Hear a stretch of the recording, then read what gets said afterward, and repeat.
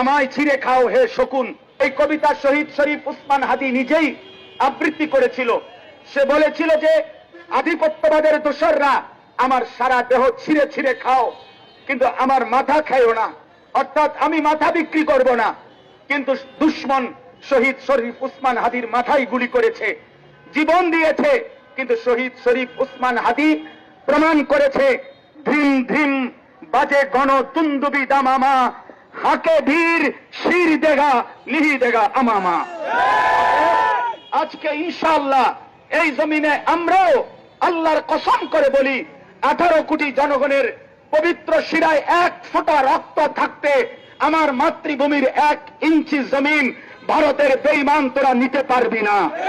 এই জমিন 1 রক্ত নয়, 1 হাদি নয়, লক্ষ কোটি হাদির রক্তের পবিত্র জমিনে প্রয়োজনে খুন ঝরবে, কিন্তু আজাদি থাকবেই থাকবে, থাকবেই থাকবে, থাকবে